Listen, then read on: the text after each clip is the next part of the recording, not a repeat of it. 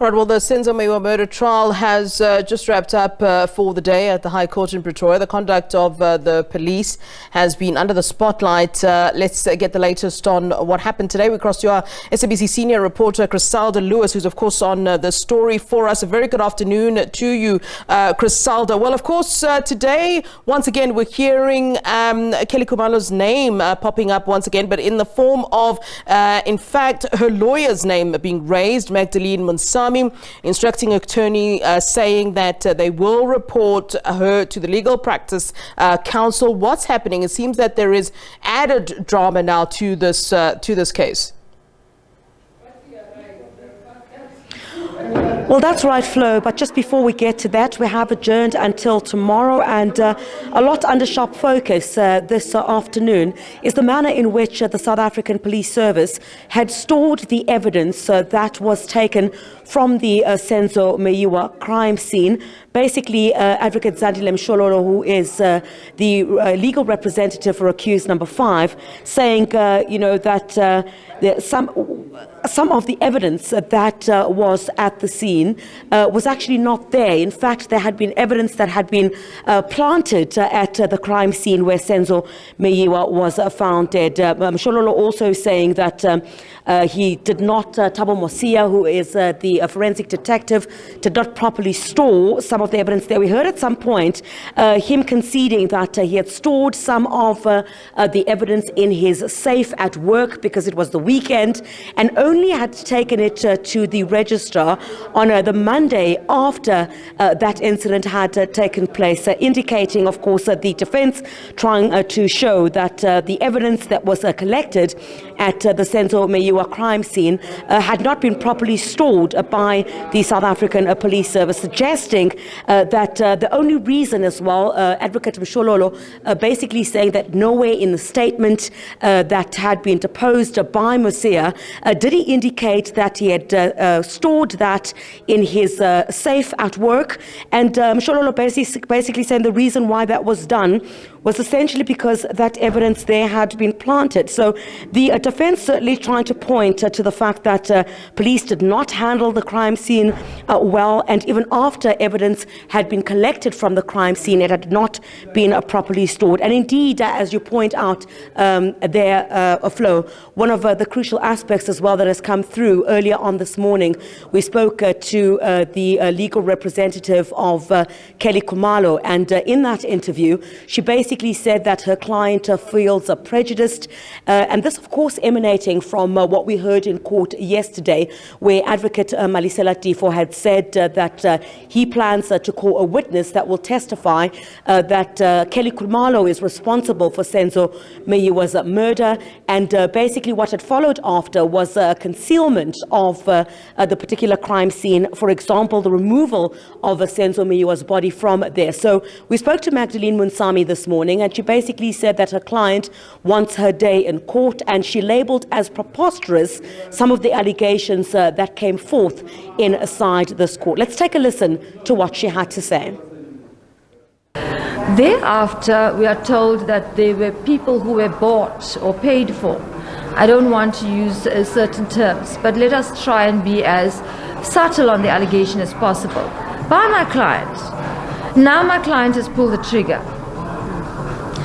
Can the defense determine with decisiveness what it is that they want to allege?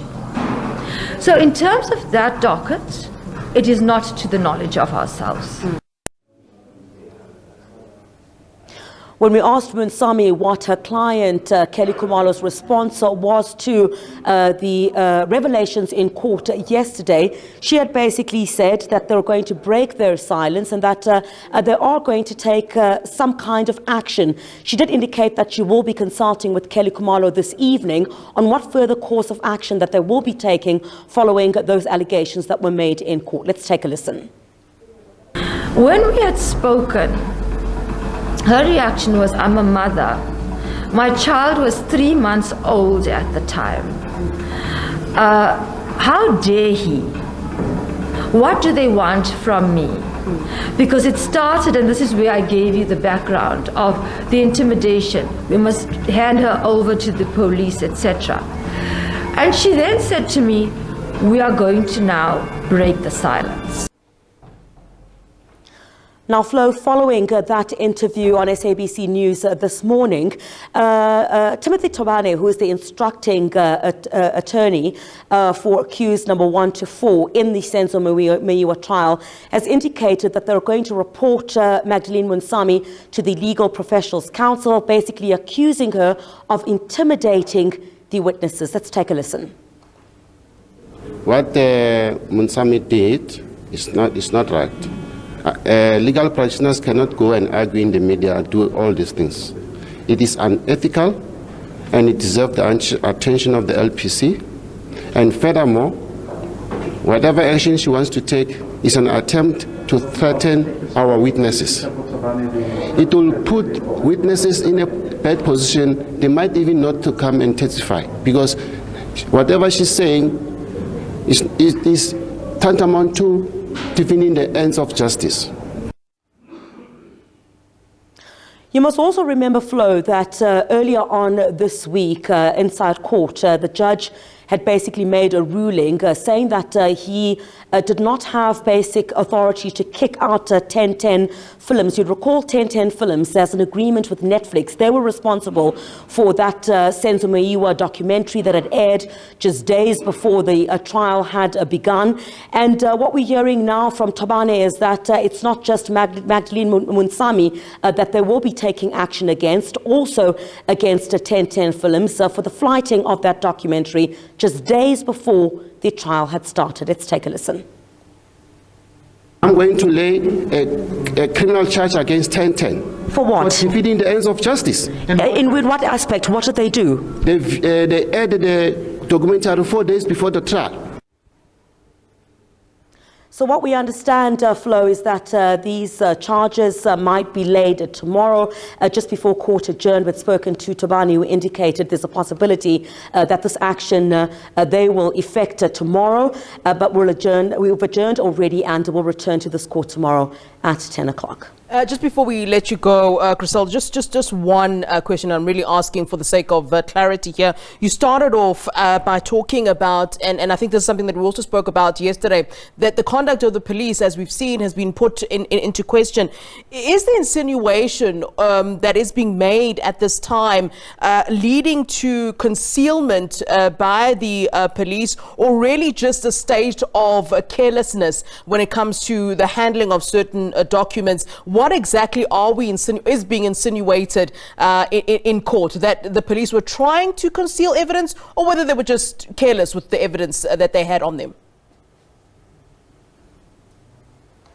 The allegation, Flo, could certainly point to both of what you're mentioning, because you must recall that the defense has contended inside this court that the police conduct from the point at which the scene was attended to, there's allegations that senior police officers had concocted some meeting with the family of Kelly Khumalo at the crime scene to try and conceal what really happened on the night that Senzo Meyiwa was killed. In this particular aspect, you must recall that in terms of forensics, it was Thabo Masia who had gone to the scene and collected this evidence and was meant to seal it in the manner in which forensic experts are supposed to do it. So what the defense is now trying to do is to poke holes in the manner in which police say they handled the crime scene. From what we're hearing now to the aspect, for example, just but one of what I'm pointing to, is that Musia basically told this court that he had